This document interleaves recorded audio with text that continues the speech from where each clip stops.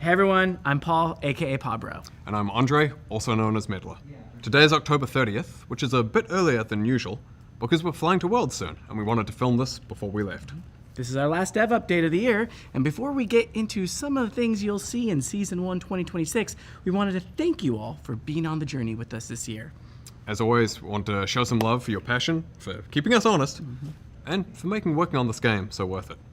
Now, in January, we'll be back to talk more about Season 1, as well as a little bit of what to expect for the rest of 2026 overall. But for now, let's get into it. We learned a lot this year about seasons. Many of you liked what came with the themes, the map art updates, metagames, new champions, and champ updates overall, for example. But we also saw that if we leaned too hard into a region, it could feel very one note, especially when it comes to skins. And as it turns out, there is too much of a thing like Noxus. A lot of red and black. Yeah. So, we'll continue to find the right balance for thematic seasons moving forwards. And speaking of which, it's time to talk about Season 1 of 2026. For this, we wanted a contrast from 2025, with its ancient danger, a dark inn, and quite a bit of scheming throughout. So next year, we want to kick things off with themes of unity, hope, and justice, with a drop of righteous judgment thrown in there for good measure. So that means Petricite, gold, and blue accents on the map, as well as some Demacia-themed skins, including some champions reimagined as Demacians, with plenty of non-Demacia skins for some variety.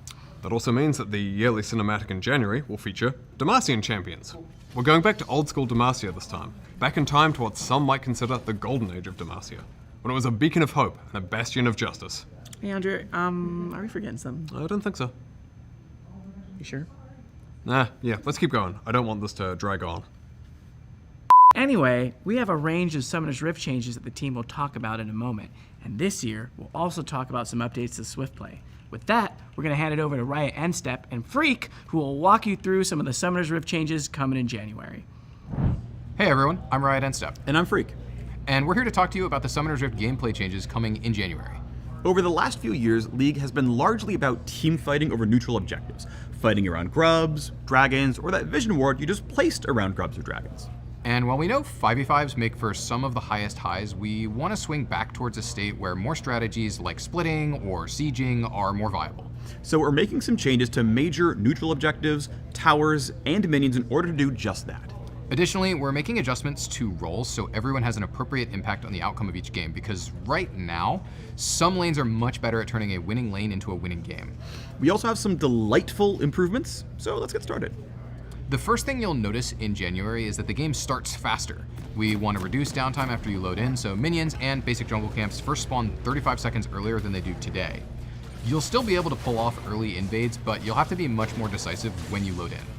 We're also making some changes to Vision. It's an incredibly powerful tool in League, but right now it feels monopolized by supports and sometimes by junglers. We want to make effectively warding the map easier to learn for everyone, and give more opportunities and power towards drops by pushing champions, especially mid and top laners who are side laning later in the game. So, we're adding Phalites, locations that grant temporary bonus vision to wards with unique bonus vision areas for each spot. Some Phalite rings will be available at the beginning of each game, while others reveal themselves when the Elemental Rift transforms, particularly those that would otherwise disrupt early game jungle.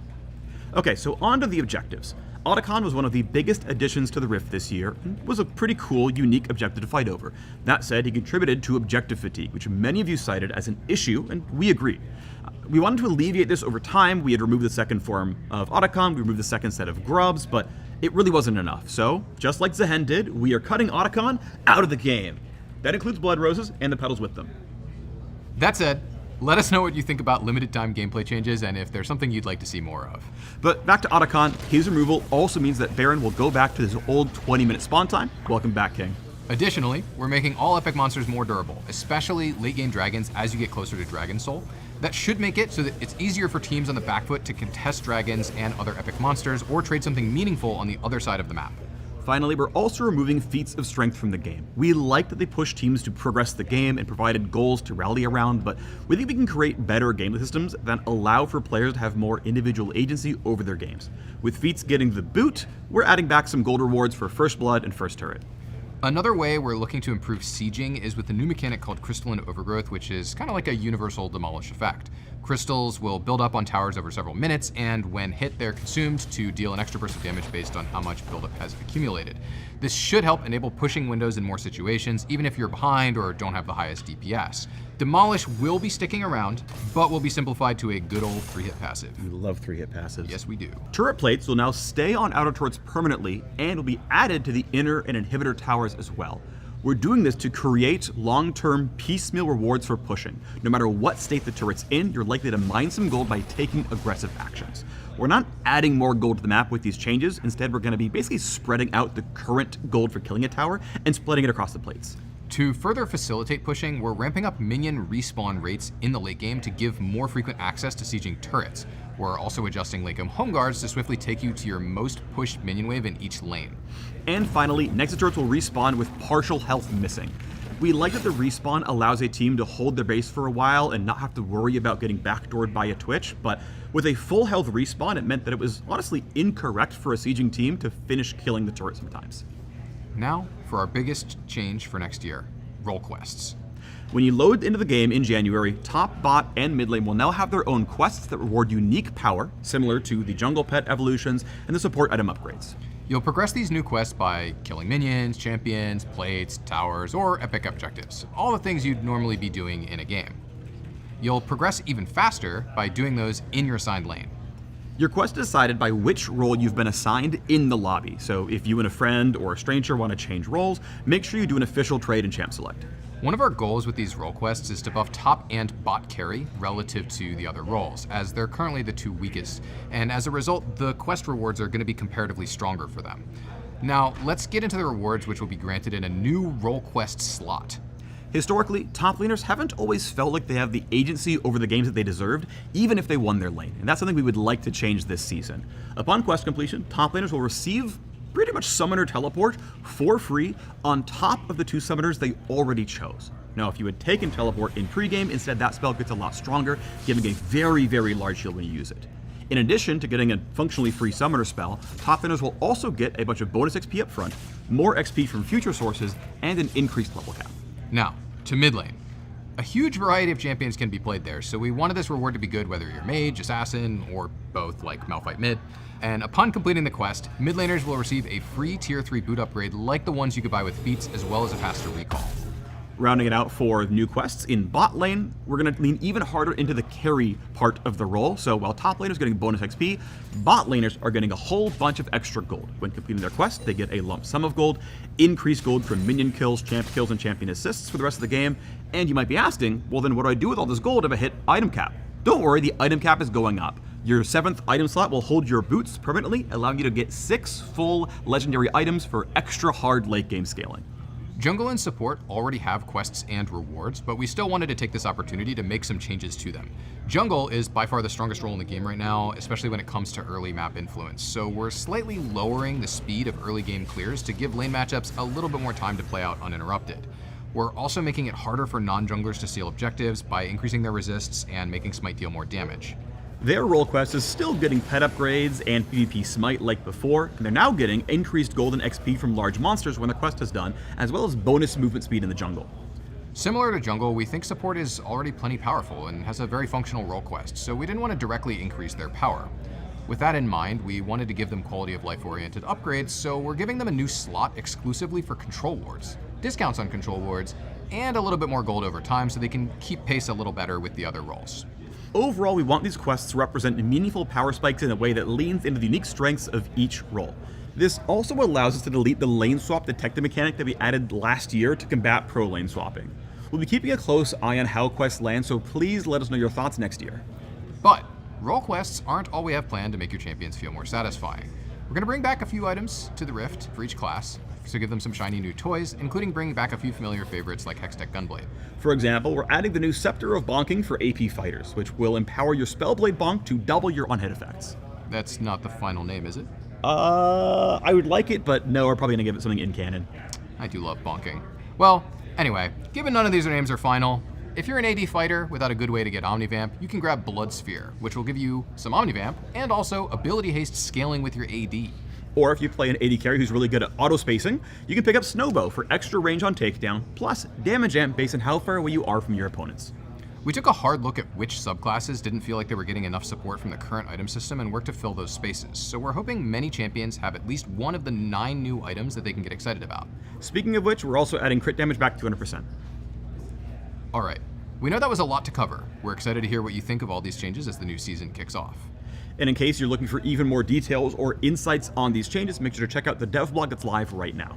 That's it from us on the Summoner's Rift team, and so we'll throw it back to Pabro and Meddler, and we'll see you on the Rift. Okay, let's talk about ranked.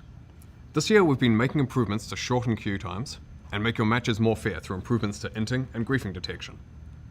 And, more recently, we ran a test in late September that reduced queue times by 40% at all ranks, in ranked, in EU West and Oceania. We want to double down on that work and make 2026 the best time yet to climb. So next year, we'll be also tackling 2 common frustrations, mismatched teams and long queues. Something we want to address is visual rank disparity in lobbies as well. When players start their climbs late after a reset, you may see a bronze player in an otherwise gold game, which can feel particularly unfair. When in reality, that player was gold last season, but they haven't gotten back to that rank yet because they've had less time to play. So we're adding a climb indicator to loading screens when a player's MMR is higher than their visible rank. This will let other players know that you're climbing quickly and your displayed rank hasn't caught up yet. We're also making changes to how flex and solo duo MMR are calculated. A common pain point is someone who is silver in flex and, say, diamond in solo duo just stomping a bunch of games, when in reality they're truly diamond in both ladders. So this season, if your solo duo MMR is much higher than your flex MMR, the system should bring your flex rank a lot closer to your solo duo one. And that should mean flex matchups will feel a fair bit more balanced moving forwards. Next, we're making changes to autofill. The reality of League is that certain roles are substantially more popular than others, and having an autofill jungler versus a jungle main can feel like an auto loss. This means that quite often people either dodge to avoid it or hold your lobby hostage in order to get you to dodge. When nobody likes queue times, this is an awful experience. So we have a number of changes to make autofill fairer, and to reward you for sticking with the role you're assigned when you do get autofilled. First, if someone on your team is autofilled, the system will try to match autofilled players by role. So an autofilled jungler versus another autofilled jungler, for example. If it can't match by roles, it will then of course fall back and try to ensure the same number of autofilled players on each team. We do know though that even with that balance, autofill games can still feel discouraging when you play your best in a role that you didn't choose. That's why we're adding a new system called Aegis of Valor. If you're autofilled and earn a mastery score of C or greater, the Aegis will trigger. You won't lose any LP on a loss, or you'll earn double LP for a win. So for those of you who main less popular roles and therefore seldom get autofilled, first of all, thanks. We haven't forgotten about you. You'll still occasionally receive the Aegis benefit at about the same rate as other players because we want to reward the role heroes who keep the queue healthy and moving. Finally, we know how frustrating it is to be constantly returned to the queue because you get enchained dodges lobby after lobby. So we've made a few updates. First, after a positive response to our pilot test, we're removing the ability to ban a hovered allied champion, taking away an opportunity for a teammate to tilt off the planet before the match even starts. And then second, dodging a lobby will no longer allow players to escape autofill. It'll just get carried over to the next lobby. We think that the Aegis of Valor should provide a solid reward for sticking around and trying. So, I mean, come on, it's double LP for a win, after all. And at Master and above, dodging an autofill will count as a full loss.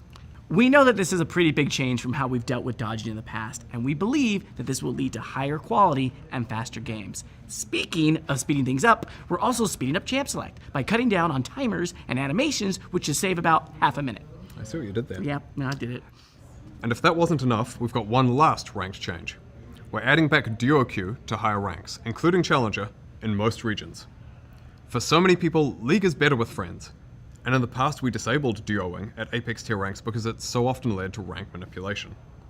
But, because of the improvements we mentioned earlier, as well as the ongoing work on boosting and ranked manipulation detection, we're confident that we can bring back high MMR duoing without it being so abused. So, call up your friends. It's duo time! Switching gears, let's talk about Swiftplay. Swiftplay is pretty popular. and we think there's a lot of room for further improvement. And we want Swiftplay to be that place where you can get in a quick game, where you and or some friends can practice new champions, or where new players can come and learn and get their footing on the Rift.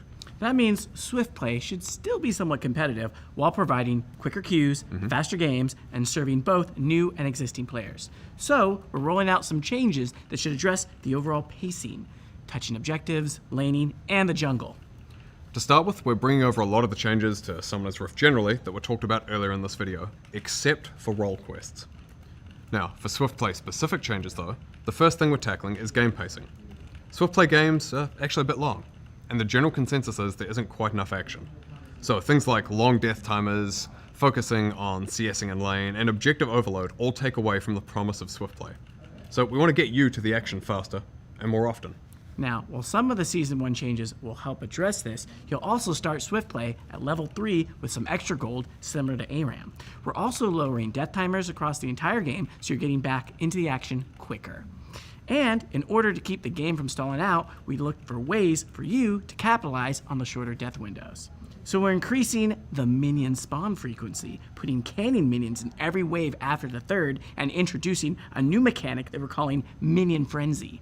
If you kill an enemy champion near your minions, they'll be inspired by your actions. They'll get enraged and attack faster and deal more damage. We're also going to be making some adjustments to tower durability and making sudden death start a little bit earlier. And thus, Swift. Outside of pacing, we also want to decrease objective overload. While the removal of Artican helps, we're also going to be removing the Grubs and Rift Herald. Baron and Elder Dragon will also be spawning earlier, with Elder spawning at 15 minutes regardless of whether the Dragon Soul has been claimed.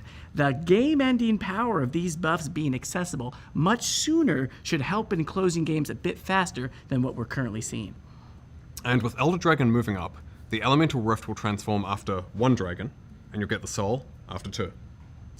Finally, rounding out these changes for Swiftplay, Jungle. Now currently, if you're not a seasoned jungle main, it can actually be pretty overwhelming in Swiftplay. These broader pacing changes around neutral objectives should make it feel much more comfortable, and like you're not being swarmed with objectives all the time. Now we know this is a ton of information and changes, but the goal here is for Swiftplay to feel swifter without it being so dense that it's overwhelming. We have a dev blog coming out today that will cover all of these changes, plus a lot more detail behind the specifics, so if you want to learn more, go for it. Hi everyone, I'm Dashijador, product lead, back again to chat about WASD, this time with the tech lead for WASD. I'm Riot CallMeKT. Now that Worlds is over and we're getting closer to the end of the year, we want to check back in on the wild world of WASD. We've been on the PvE for a few months now, and in that time we've caught and squashed over 100 bugs. All thanks to the feedback we received from all of you creative, maybe a little unhinged PvE players who've been helping us find, identify, and crush all of these pesky bugs. An extra special thanks to the players who are able to re-trigger the notorious new bug. Even beyond bugs, PvE players have been giving us great recommendations and requests. One Redditor recommended that we add an option to do a single button input to move at a 45-degree angle up and down the lane. It sounded pretty wild at first, but we found through our internal testing that it actually saved a lot of finger pain. So it will be available as an accessibility option for WASD players going forward. Since our debut on the PvE, we've been continuously updating all the different facets of WASD. We've made improvements to navigating around minions, wall sliding, the new dynamic lock camera, and more. One of these features is a new auto attack system for WASD. With practice and dedication, you'll be able to weave attacks and movement, matching the experience in point and click to reach your optimum DPS. Our goal is to keep WASD as an alternative control scheme at all levels of play, not just for brand new players. We'll be keeping an eye on feedback as well as our internal data to ensure it remains an equitable experience. We've also been updating our dynamic locked camera. We've added the highly requested ability to tune the camera speed to your liking. Along with these settings, we heard your feedback on wanting a way to scout ahead, to check for ganks, look at other lanes, and much more. So we've introduced a new feature appropriately named the Scout Ahead mode. When you're in dynamic locked camera, you can hold your middle mouse button to freely move your camera and you'll snap back on release. These features, along with all the bug fixes, will be available when WASD goes live tomorrow in all queues except ranked and normal draft games. We're choosing to keep WASD out of draft modes for now, as we want to make sure you can have a smooth process for your ranked climb.